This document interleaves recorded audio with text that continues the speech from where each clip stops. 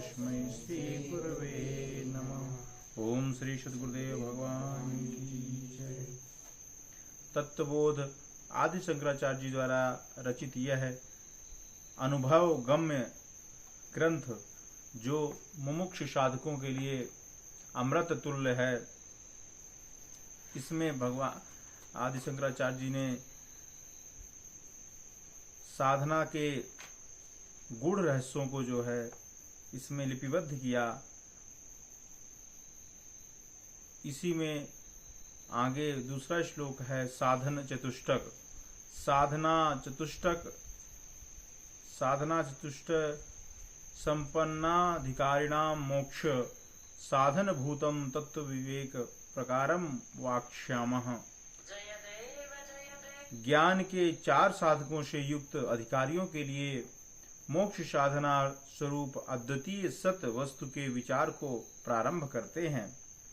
यह तत्व विवेक विचार उन लोगों के लिए है जिन्होंने सांसारिक भोगों के प्रति अपनी आसक्ति का त्याग कर दिया है, जिन्हें सांसारिक भोग विलास से जो विरक्त हो गए हैं, उनके लिए यह तत्व विवेक साधन चतुष्टक की बात की जाती है। जो सांसारिक भोग विलास में लगे हुए हैं, उनके मन मस्तिष्क में ये चीजें प्रवेश नहीं कर पाती हैं। जो साधना के लिए तत्पर होते हैं वही विवेक और वैराग की बातों को समझ पाते हैं और उस पर चल पाते हैं। इस प्रकार से साधना चतुष्टकम किम नित्यानित्य वस्तु विवेकः इहामुत्तार्थ भोग विरागः समाधि खट संपत्ति मोक्षम चेति। साधना चतुष्टय ज्ञान के 4 साधन क्या हैं? नित्य और अनित्य वस्तु का पृथक पृथक निश्चय हो जाना, इस लोक और परलोक स्वर्ग में के भोगों की इच्छा का न होना, सम आदि खट संपत्तियां ही साधन चतुष्टक कहलाते हैं। क्या? साधना चतुष्टक में 4 चीजें आती। चतुष्टक मतलब 4 चीजें, नित्य और अनित्य विवेक, वैराग्य, खट संपत्ति और मुमुक्षा, ये आते हैं साधन चतुष्टक में। तो विवेक, नित्यानित्य विवेक क्या है? संसार में क्या चीज शाश्वत है और क्या अशाश्वत है, इसकी जानकारी का नाम क्या है? विवेक। अब शाश्वत क्या है? शाश्वत है जो कभी बदलता नहीं है, जो सदैव रहता है, वो शाश्वत है। जो हमेशा परिवर्तनशील है वो अशाश्वत है, झूठा है। परिवर्तनशील क्या है? पूरा संसार, हर चीज बदलती है। दिनमपि रजनी सायं प्रातः शिशिर वसंतो पुनः आता कालः क्रीड़ा गच्छत आयु तदपि न मुंचते आशा वायु। तो हर चीज दिन रात संसार में हर चीज बदल रही है, हर चीज में चक्र चल रहा है। हर चीज, शरीर बना है तो पहले जन्मा, बालपन आया, प्रौढ़ आया, बुढ़ापा आया, फिर खत्म। ऐसे ही वृक्ष अंकुरित हुआ, वृक्ष का रूप लिया, बड़ा हुआ, फिर सूख गया, खत्म।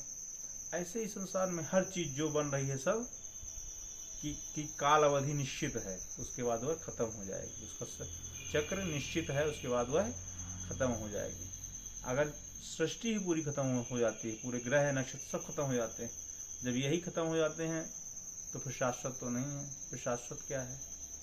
नित्य क्या है? नित्य क्या है? हमारा आत्म तत्व, जीव तत्व, आत्म तत्व ही नित्य है। क्यों? क्योंकि शरीर बदलता है।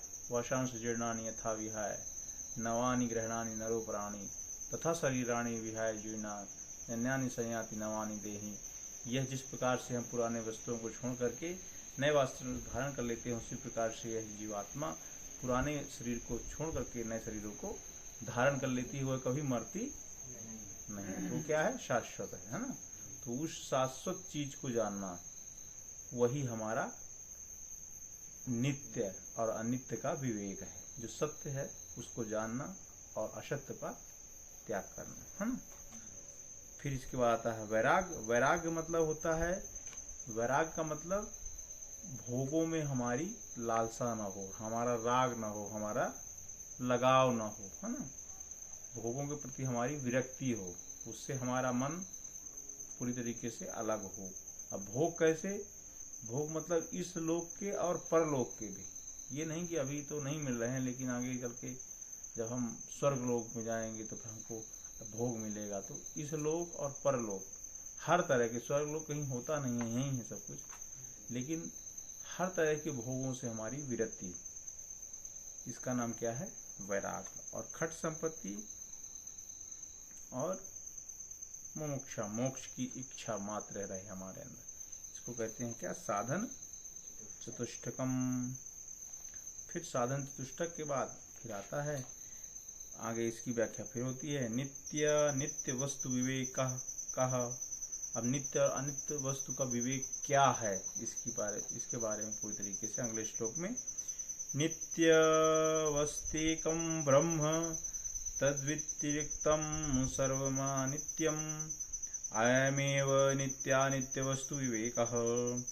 नित्य और अनित्य वस्तु का पृथक पृथक विवेक क्या है? केवल एक अद्वितीय ब्रह्म ही नित्य है, उसके अतिरिक्त अन्य सभी अनित्य हैं। इसका निश्चय हो जाना ही नित्य और अनित्य वस्तु का विवेक है। वास्तव में जो वैसे बताया अभी, ब्रह्म ही वास्तव में नित्य है ना। ब्रह्म की शक्ति से ही यह संसार का, जिसको महामाया कहते हैं या प्रकृति कहते हैं, है ना, उसकी शक्ति से यह उत्पन्न हुई है। लेकिन ये अनित्य है क्योंकि परिवर्तनशील है, खत्म होने वाली है। तो माया खत्म होने वाली है, तो जो ब्रह्म है वही शाश्वत है। और ब्रह्म का ही अंश सब जीवों के अंदर विराजमान है। हम ब्रह्म के ही अंश तो हैं। आत्मा, जो जीवात्मा है अपने अंदर, वो किसका अंश है? उस ब्रह्म का ही अंश है। तो उस ब्रह्म का अंश को जानना ही हमारा नित्य विवेक कहलाता है ना।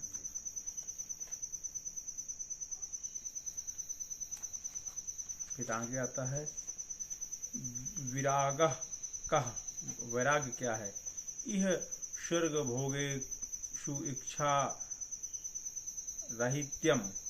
विराग क्या है? इस लोक और परलोक के भोगों की इच्छा का न होना। सभी प्रकार के भोग, चाहे वो इस लोक में हो अथवा स्वर्ग लोक के, अनित्य हैं। इसलिए इन भोगों में ही रुचि लेने वाला मोक्ष का अधिकारी नहीं होता।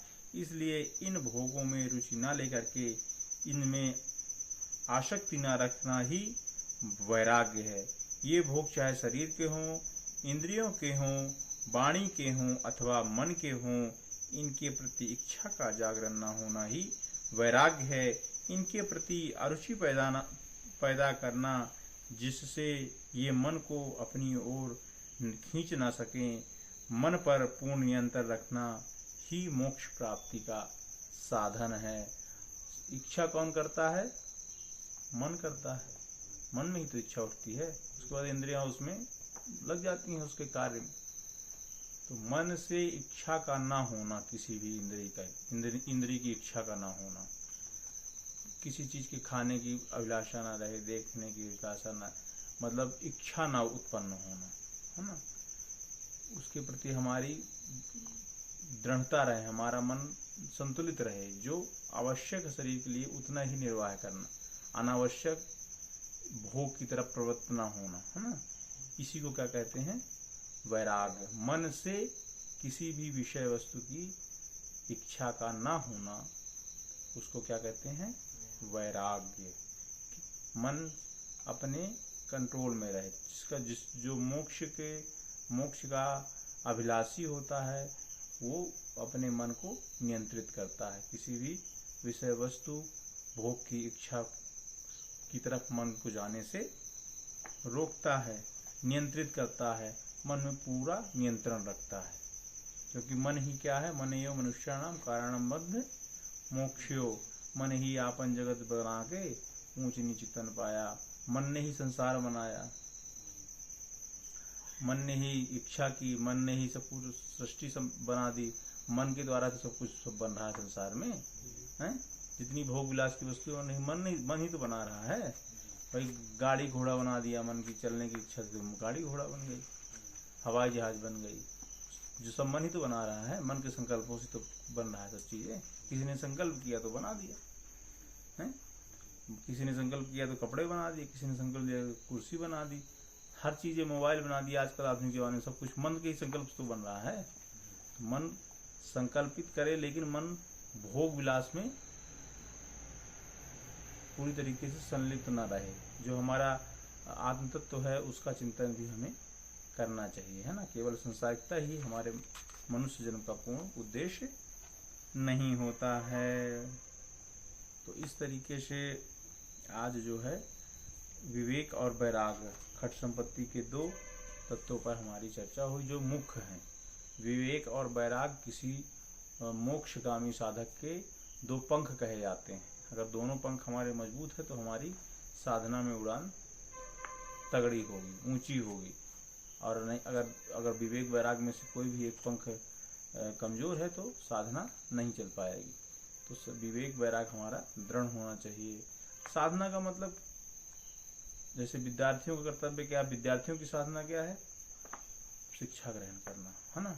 हमें अच्छे से पढ़ाई करना, अच्छे से शिक्षित बनना और अपने उस लक्ष्य को प्राप्त करना, है ना। ये विद्यार्थियों का होता है। ये भी तो एक तप है, ये तो भी साधना ही है ना।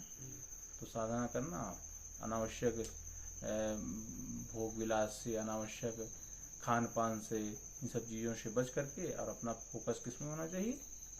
पूरी तरीके से शिक्षा में, अध्ययन में, है ना, पढ़ाई में। अगर हम करेंगे तो फिर हमारा जो लक्ष्य है उसको प्राप्त करेंगे, है ना।